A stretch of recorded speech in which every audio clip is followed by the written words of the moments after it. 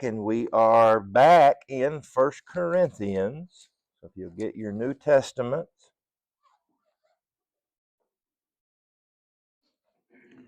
1 Corinthians, we'll pick up in chapter 9, 1 Corinthians 9.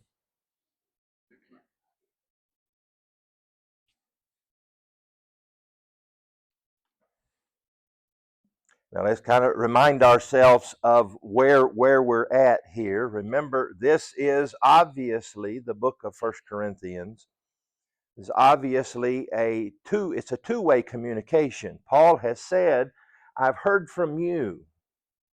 I've heard from Chloe's household in chapter 1 about the divisions. And then, according to the heading of chapter 7, it seems that he's heard from the entire congregation. He says, now concerning, chapter 7, verse 1, now concerning the things of which you wrote to me.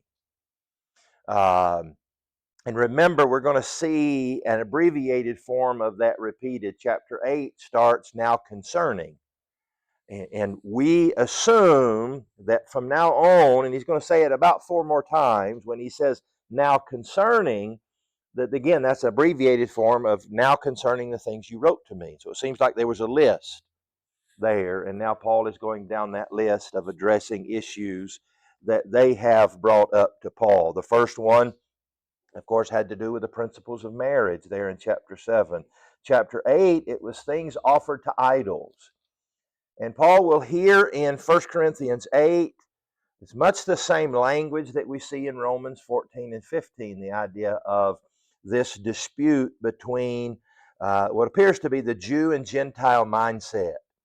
The Jewish mindset is, I believe, in chapter 14 of the book of Romans, when he says the strong ought to bear with the scruples of the weak, that the strong were the Jewish Christians and the weak were the Gentile Christians. And that kind of just tracks, doesn't it? That the Jewish Christians had a head start. Now, the gospel was new to them, just like it was to the Gentiles, but they had a head start because of their faith in God under the old covenant. And so those things would come easier to them and to their mindset. They should have found an easier transition from their old life to the new life, from being a God-fearing Israelite to being a God-fearing Christian is an easier translation from being someone who never even heard of God, who's worshiping false gods in the most despicable ways in an idol's temple, to now becoming a New Testament Christian. And so Paul says to the Jews, those Gentile Christians are having a hard time when it comes to food. Food that either has been offered to an idol or maybe has, and we don't know. And so Paul says again in Romans 14, the strong bear with the scruples of the weak. Now in 1 Corinthians 8, he has said that, in fact, he concludes in chapter 8, verse 13, therefore, if food makes my brother stumble, I will never again eat meat, lest I make my brother stumble. And that's as strong a statement then as it is now, that if that's what it takes, I'm never going to eat meat again. Now, I think maybe there's a bit of hyperbole in that. I don't know that Paul was from that day vowing to be a vegetarian or a vegan, whatever they would have called it back then. But he's saying that should be our mindset. We're going to do whatever we can to help our brethren. And it seems that then, as in now, that would have been a big ask because today, certainly, we are all about our rights. In fact, you turn on television, we've got the freedom of speech, we've got the freedom to bear arms, we've got this freedom, the right to protest, and so we cherish our rights, and I'm on board with that. But he's saying that yes, you have the right to do certain things, but there may be times when you need to voluntarily forego those rights if it's going to help the cause of Christ, if it's going to help your brethren. And so that's how he concludes it, chapter 8. That I'm going to do whatever I can, give up whatever rights I need to give up to support my brethren. Now, go ahead, Glenn. I always thought that what he was referring to is we're with somebody that we know it's going to offend them, and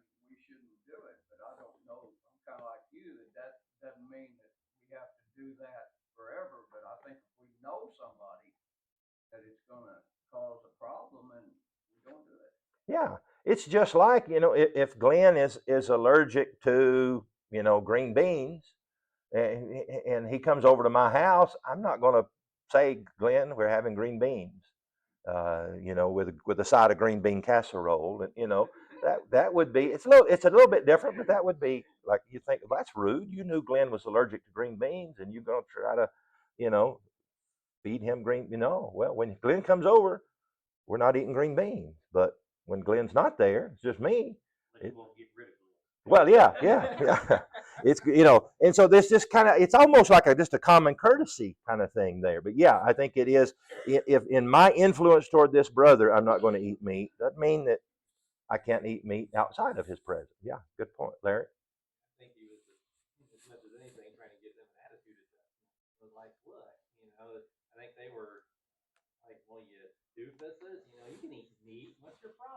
Yeah, yeah,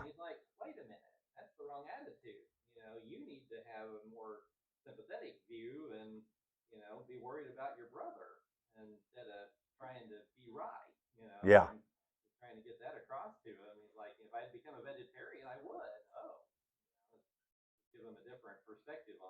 Yeah, yeah, and a hard to accept perspective. And I think that transitions us now into chapter 9. I think Paul is anticipating people saying, "What? You're asking me not to?" That's asking a lot. But now notice what he says, chapter 9, verse 1. Am I not an apostle? Am I not free? Have I not seen Jesus Christ our Lord? Are you not my work in the Lord? Now, this anticipates some discussions he's going to have later. And we don't want to get bogged down too much into that because it's going to come up a lot later on. But it appears, now remember our old illustration, we're reading letters in Grandma's attic. And so we don't know what the other party has said in those letters. We just have half of the communication. So we have to do a little bit of a detective work. And here, when Paul is saying, "Am I not an apostle? Have I not seen the Lord Christ Jesus?" We recognize certainly from 2 Corinthians that the common tactic, if you didn't like what Paul was preaching, you dismiss the message by dismissing the messenger. Well, he's not really an apostle. And you can see Paul was vulnerable to those attacks. He wasn't the original 12. He wasn't even the Matthias who was selected obviously by the grouping of the other apostles with the decision of God. He was admittedly this apostle born out of due season, and Peter wasn't even there when he was ordained an apostle. And he says that Jesus talked to him on the road, but I didn't hear it. And so he's not really an apostle, was the attack. And so Paul is doing two things, I think, in this section. Number one is he's beginning this defense. I am an apostle. I have seen Jesus Christ our Lord, and you are my work in the Lord.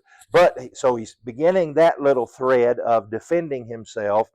But he's also now saying, look, I'm not asking you to do something that I'm not willing to do, that is, give up meat if it helps my brother, but also look what I've already given up. And so Paul is just using himself as an example, as an illustration, that you can forego your personal liberties for the cause of Christ. It can be done. I'm doing it, Paul said. I'm an apostle. I'm free. I have these things. If I am not an apostle to others, yet doubtless I am to you. In other words, if other people don't recognize it, surely you can. Our relationship should speak of that. For you are the seal of my apostleship in the Lord. What is a seal in this context, at least? Or maybe what's another word you would use there?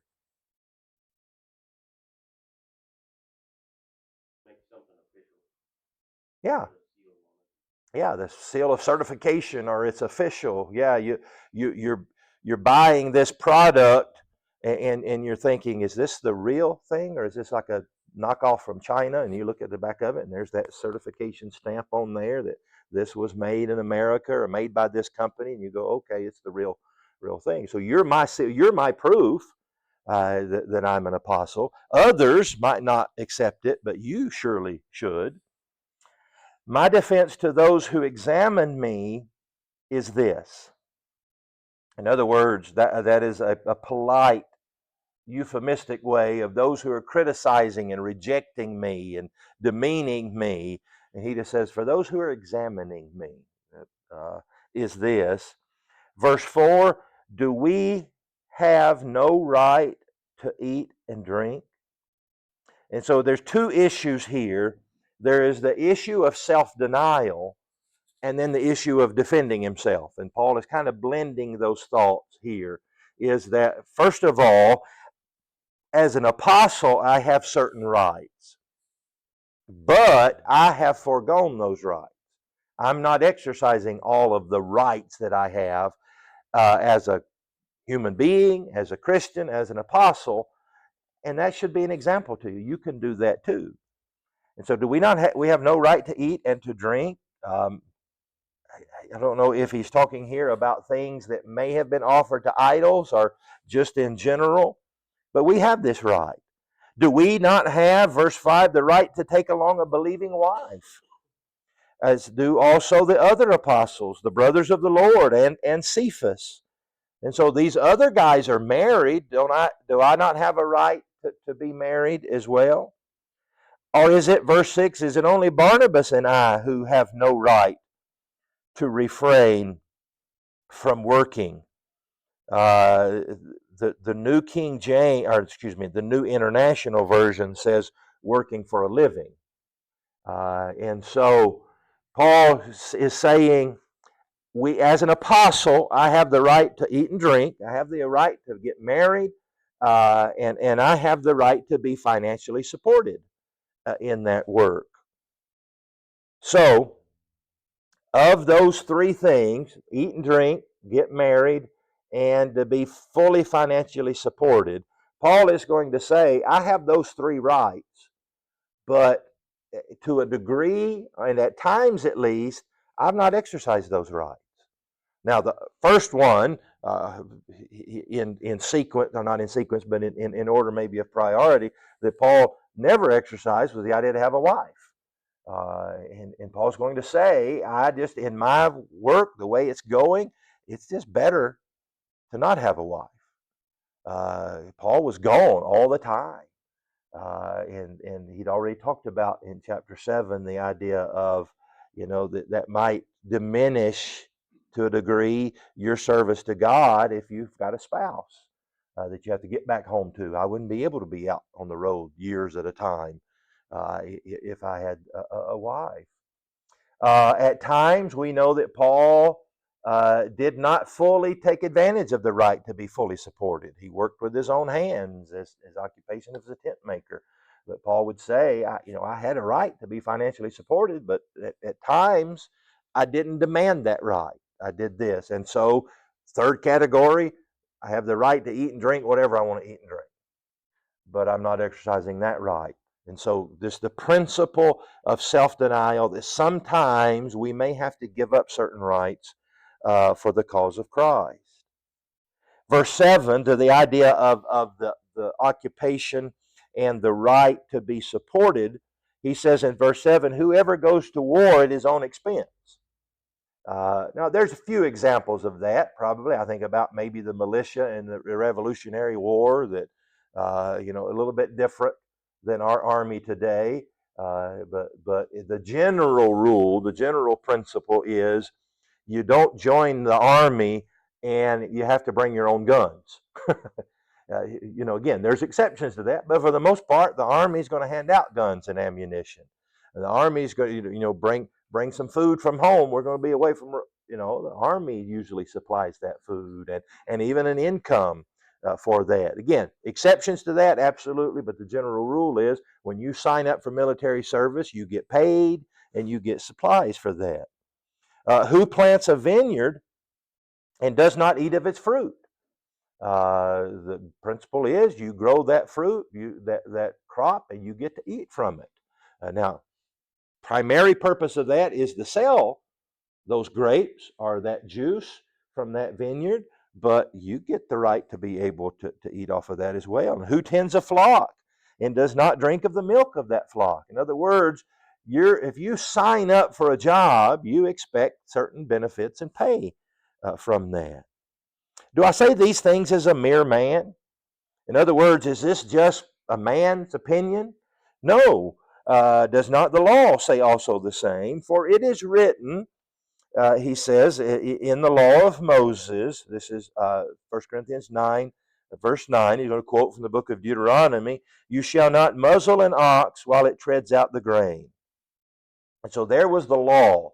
Here's an oxen, he's pulling this contraption, it's usually a wheel that's spinning, this is milling that grain out, and some of that's going to fall to the ground, and an oxen's going to be hungry, and so he's going to stop every once in a while and eat a little of that. God said, let him. Don't muzzle that. If you're a cheapskate, like muzzle that oxen. He's eating up, he ate $2.38 worth of grain. And I could have sold that at the marketplace. And he's saying, no, you don't do that.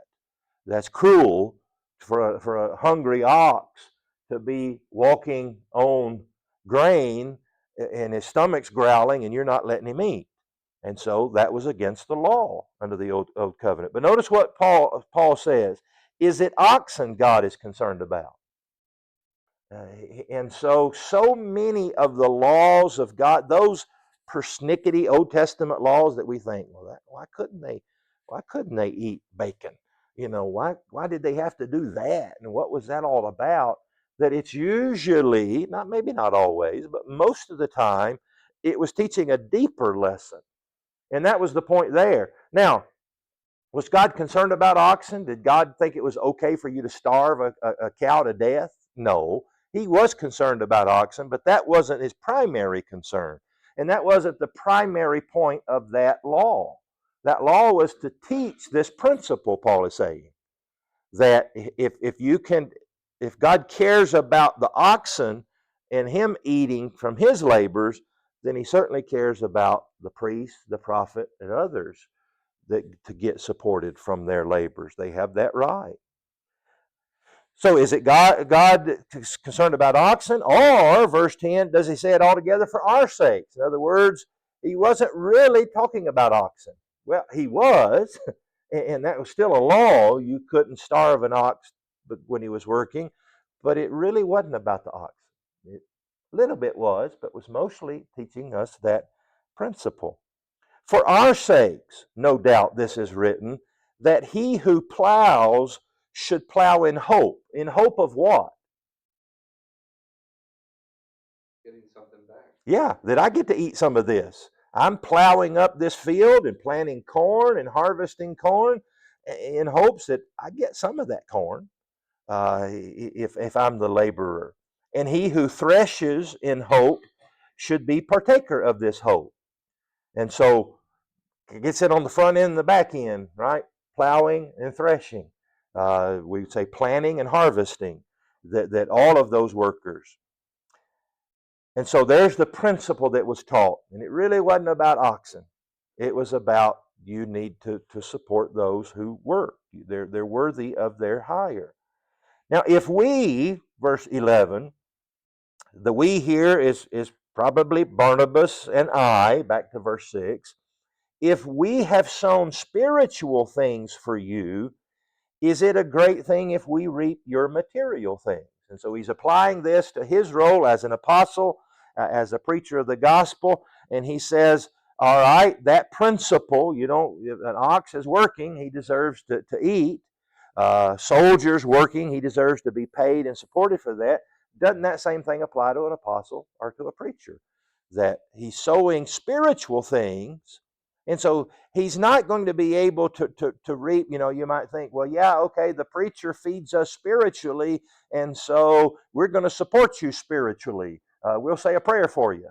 And he goes, no, it's spiritual, and he has something spiritually to give you. You have something material or physical to give him.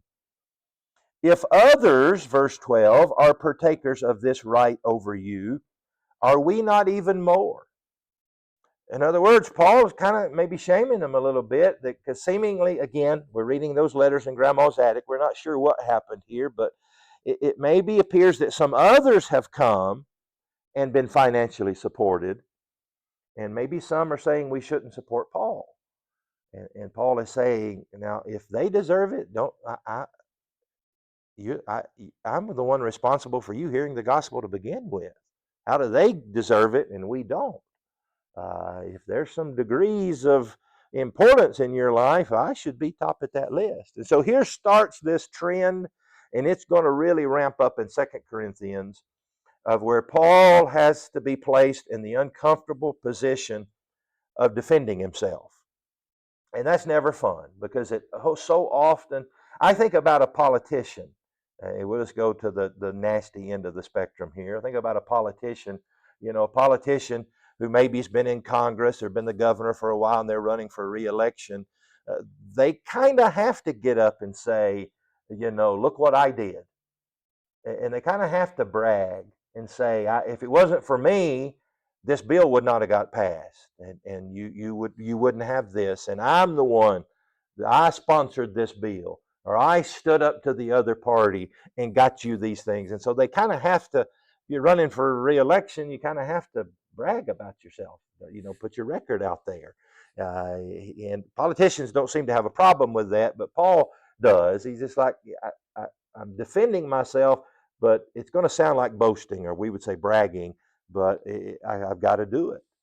John? I think that's why a lot of people hate having to do resumes, Yeah, because you're basically having to like boast about your accomplishments. And yeah, most people don't like to do that. I know when I worked for AT&T, like they made us do our own achievements. Like instead of the boss knowing what you did, you had to sit there and document all the things you did. They would just sign off on it. It's like it used to be the other way around. It used to be the manager would know what his employees did, yeah, and he would say, John did this throughout the year and da da da, and you'd be like, wow, I didn't think about what I did, but I'm glad that my boss noticed. yeah, But nowadays it's the reverse. Now, as the employee, you have to take note of all your achievements and be able to put that down on paper and say, I did this, yeah, I did this. It just kind of goes against Christian thinking, yeah, against our mentality humility. of Yeah. boasting about yourself. You're not supposed to boast about yourself. And to that point, to use your illustration, Paul is going to say, look, manager, you should have seen, you should have made this list. I shouldn't have to brag about myself. You should have a list of my accomplishments. And so Paul's going to say that to these Corinthians. Kind of shame on you that I'm having to, you forced me into this. You know me. You should have said, hey, y'all hush. Paul's a good guy. In fact, we'd be lost if it wasn't for Paul. And Paul said, but since you won't do that, now I got to do it. And so, yeah, there's that uncomfortable position they put Paul in. Larry? Yeah, I think I was going to say kind of what you said, that it's doubly uncomfortable that he's embarrassed, having to tell how important he is, but he's also kind of embarrassed on their behalf that they weren't doing what they were supposed to do, and he's having to explain it to him like a child almost. Yeah. You should have known better than this. You're kind of being inconsiderate and rude. I'm having to point that out to you. Yeah, you should have come to my defense. Why do I have to come to my own defense? Absolutely, absolutely. So, verse 12, if others are partakers of this right over you, maybe Apollos, I don't know who else had come in there, but if others had this, are we not even more? Nevertheless, and so he builds the premise that I have the right to receive financial support from you. But now here's his next point. Nevertheless, finish verse 12, we have not used this right, but endure all things lest we hinder the gospel of Christ. And so I had the right. In fact, I could have demanded that you pay me for my services, but I didn't exercise that right. And Paul's going to tell us here, 2 Corinthians and other places, the book of Philippians, that Paul was judicious in that because of the accusations and people not necessarily recognizing Paul as a true apostle, Paul's going to say, I made the decision sometimes not to take because I just thought that was better. That you wouldn't view me as being a mercenary. He's just in it for the money. And so he's not really an apostle. He just saw that, hey, apostles get paid. And then, okay, I can be an apostle. But Paul's saying, no. There were times I just felt like that wasn't, I had the right and I could have demanded, but I just felt like it was better for me to support myself. And so again, he's doing two things. You can see him happen at the same time. He's defending his rights, but also he's saying, you see, you can forego your rights. You don't have to all be about me and hey, I've got the right to do this, that you can withdraw that right. And that's an important principle. John? Some other things to look at that when the church was first established, there were all the complaints about, the certain Jews, the Hellenists, whatever, not getting food or something. And so they had to get, established deacons to do that more menial, those more menial tasks so that they could be devoted to the preaching. The spiritual part, yeah. Which is really important. It shows how important that work is, that they had to have people do these other tasks so that they could be devoted to that. And then another thing is that, Paul was a tent maker by trade. And anytime you go, you have to set up a business, it takes time to establish clients and stuff and get your work going. He would have to do that anywhere he went. Yeah. He would have to spend time doing that. And something I was talking to Jan about how most preachers I've observed have an entrepreneurial mentality because they sometimes have to support themselves. And so they're good at starting up businesses and finding ways to source their own income, getting real estate and things like that. But that's hard. I mean, you're having to do that as well as get sermons and classes and stuff. And so I just think it's interesting to consider those things. Yeah. That it wasn't easy for a person to have to go source their own income on top of staying involved with the church. Wasn't easy, and like you said, it had to take away from your time to those greater spiritual pursuits. Now, I think it's worthy to make this observation that there is a difference, a huge difference between me foregoing those rights and those rights being stripped from me. I compare it, it's similar to, you read the book of Acts of how these Christians that just sold their possessions and gave to the poor and did all that. And somebody, looking at that doesn't know really a whole lot about Scripture or politics will say, well, see, Christianity is communistic. That we all just share those kind of things. And one huge difference, there's other differences, but one huge difference is that communism is a form of government and of financial economics is forced on you. This was a voluntary. It wasn't the government or even the church or the apostles forcing them to sell to give to the poor. It was voluntary. And so there's a huge difference between communism that says you give your money to the government and we decide where it goes, and voluntarily doing it. And there's a big difference between voluntarily giving up your rights and having those rights stripped of you by the government, by the church and the apostles. And so we note that difference. Paul is saying we need to pool our money and help one another voluntarily. And we need to give up our rights voluntarily. Paul is not issuing this, authoritarian government scheme that you're not going to have any rights or any money. But that's not a true picture here. So Paul says, I've had this right, but I have given it up. Nevertheless, we've not used this right, but we endure all things lest we hinder. I felt like I was going to hinder the gospel by taking this support at times. Now, the other side of that is, and then we'd look at verse 13, is that Paul would exercise that right. Doesn't mean this was a universal thing. He would tell the Philippians, I took money from you. And he would say, I robbed other churches so that I could do this for you. Do you not know that those who minister the holy things eat of the things of the temple, and those who serve at the altar partake of the offerings of the altar? I know you know this, but in the Old Testament, the priest, we think about those animals that were offered, that they were offered up to God, but the priest got to cut a slice off of that cow or that goat or whatever it was. They got to, by God's prescriptions, but it wasn't this thing was just burnt up and, it was offered to God and it's just destroyed or it's just going to pile over there as rotting meat. No, the priest got to get a portion of that that was offered. And there's that, again, that principle has been established. Even so, the Lord has commanded, verse 14, that those who preach the gospel should live from the gospel. But I have used none of these things. So I've got that right. And again, what Paul here is doing is again, two things. Building up this defense of himself, but he's also saying to these people, he's saying, are you asking me to give up meat? You know how much I like hamburgers? You're asking a lot. Well, yeah, but it can be done. Look, I've done it. And so he's showing the rights that he has, but yet the willingness to forego those rights. I've used none of these things, nor have I written these things that it should be done to me. Paul says, I'm not duplicitous. I'm not saying this. And they go, oh, we forgot to pay Paul. And oh man, he's making us feel bad. I guess we better. Paul says, no, I'm not trying. I'm not trying to guilt you into sending me a check. For it would be better for me to die than anyone should make my boasting void.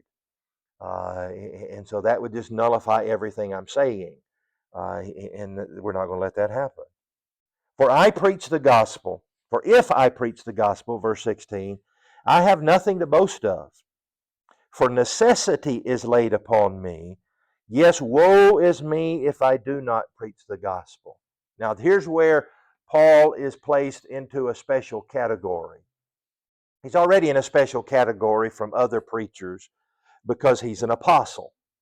We think we understand that. There's some similarities, there's some overlap, but there's some huge differences, aren't they, between just your run-of-the-mill preacher and an apostle. And I don't think we have to go through those differences. I think you understand those.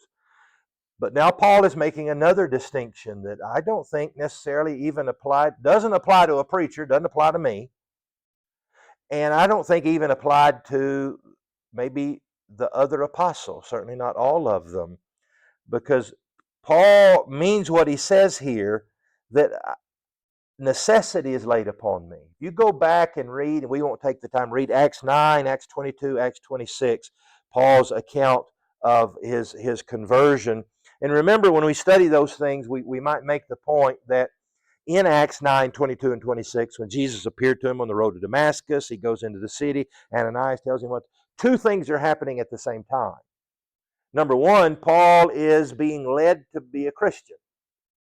And we would say of that thing that it's common. Nothing Paul did or was told to do to become a Christian is any different than anybody else, including you. If you want to become a Christian, you do exact same thing Paul did. But also happening at the same time was his call to be an apostle. That was happening almost simultaneously, if not simultaneously, wasn't it? But that's unique. That has nothing to do with you and I. His call to be a Christian, same as us. His call to be an apostle, not the same as us. But not only was it wasn't that Jesus said, Paul, you need to be baptized to wash away your sins. That's what Ananias said. And if you would like to, I could use another apostle. That's not the language. It was basically, you're an apostle. You're going to do this. You're going to preach to the Gentiles and to kings, and you're going to be persecuted. And Paul seems to take that very literally, that necessity was laid on me. And so Paul is saying, here's why I sometimes don't take financial support to preach the gospel. Because just my preaching the gospel isn't me. Because I didn't have a choice. Jesus twisted my arm behind my back and said, you're going to preach the gospel or else. And so I didn't have a choice. A preacher today can have a choice to do that. And so that's his contribution, his decision. But Paul said, this wasn't my decision. And so there was really no sacrifice for me. I didn't have a choice. And so to to where I had some sacrifice, to where I had something I was willing to give, I decided to give up the pay. And so necessity was laid upon me, and woe is me if I do not preach the gospel. I think I've heard that quoted sometimes. Paul just had this burning desire to preach the gospel, and I couldn't. Woe is me, I had to do that because of the burning fire within me, and certainly Paul had that burning desire, but that's not what he's saying. He's not saying, "Woe to me, man! I couldn't help myself." He's saying, "Woe to me! I don't want to face Jesus on the judgment day if I decide," because he told me to preach the gospel. And he didn't give me a choice. And so woe is me, because I'm going to be disobeying. No preacher today, every preacher today, let me rephrase that, every preacher today could quit preaching, remain a faithful Christian, and God's not going to hold that against him on the day of judgment, I don't think. But Paul is saying, not me. I didn't have a choice. Jesus said, you're going to preach the gospel. Told me that on the road to Damascus. And so woe to me if I don't, because God tells you to do something and you don't do it. Woe is you. Nick? We're free from the Old Testament, we can get a pretty good idea of God's attitude toward things, about why he felt there and how it applies now. Yeah. So, when they came into the chosen land, or the promised land and everything, all the tribes got a piece of land, except for the Levites. Their job was to take care of the temple and all those things. And I think God knew and understood that you can't halfway farm and halfway take care of the temple. Yeah. You can't do either one well. And so he understood that and knew that would be their main goal, and you couldn't really do it right without that being your only goal, your only job. And I think it's the same way with people preaching and spreading the gospel. That if you're really going to do it right, you got to do it be your main goal, your main job. And I think God understood that then, and Paul understands it here. Yeah, I can, because I'm Paul, and the things God's given me and all that, he could make tents and still spread the gospel. Yeah. We're not all Paul. Right. Yeah. And so it's hard to do two things and do them both well. Yeah. When you're trying to Yeah. God understood it way back then and kind of gave us a shadow of it to look to. Yeah. That's the old saying, jack of all trades, master of none. That you can spread yourself thin and do it. You can do it, but you're not doing it 100%. So yeah, good point. For if I do this willingly, I have a reward. In other words, Paul said, I just decided I wanted to do something willingly. Preaching the gospel wasn't willingly, wasn't my decision. That was Jesus' decision. He made me do this. But I just decided I wanted to do something a little more. This is maybe a crude way to illustrate it, but it's almost like, and you can argue how out of hand our tip society has gotten. It's almost like this is I wanted to give a tip. That the meal cost this much, but I owed that, and so but I wanted to give more because that was me. That was my decision. Me paying that waitress $19.95 for the meal that was listed as $19.95 was I owed her that, but I wanted something from the heart. I wanted something to be just me doing it, not because I owed a bill, but because I wanted to do above and beyond. And so Paul is saying, me preaching the gospel is me just doing what I was told, but I wanted something to be my idea. And so my idea was I can preach the gospel, but do it for free. Larry? Oh, yeah, there you go. And that's him. Paul wanting to go that second mile in that. And so if I do this willingly, that is, preach without support, I have a reward. But if against my will, I've been entrusted with a stewardship. And so if I just preach the gospel because I had to, then that's just a job. That's a stewardship. I'm just doing what, but I wanted to do something that was my own. And I think the reward there in verse 17, I don't think he's talking about heaven. That I have to do this for free to get to heaven. I don't think that belies his whole point. I think his reward is just kind of like, I feel good about this. That's my reward. Is my own personal, that I'm doing something of my own accord. What is my reward then? Verse 18. That when I preach the gospel, I may present the gospel of Christ without charge. And that means just what it means. That means not without getting paid for it. That I may not abuse my authority in the gospel. And he established in verse 4 that he has this right. He has the right to eat and drink. And we talked about there, is he talking about eating and drinking? And we finished the context to kind of go back to that now. I think it phrases that. Eat and drink, was that talking about eating things sacrificed to idols and maybe not sacrificed to idols? Maybe, but I think the eating and drinking is how am I able to buy groceries? Because I got paid for preaching. And that now I can eat and drink because I'm being supported. And so I think do I not have the right to eat and drink? Is the same as the ox. The ox has the right to eat, so you don't muzzle him. The preacher has the right to eat, and so you need to support him so he can go to the grocery store and buy food and drink. I think that's the principle there. I have the right to be financially supported, just like an ox does for this work. But I'm not going to abuse that authority. And that's my reward, Paul said. That's the reward in and of itself. So, all right, we'll draw a line there, and we will pick up, Lord willing, next Sunday at chapter 9, verse 19.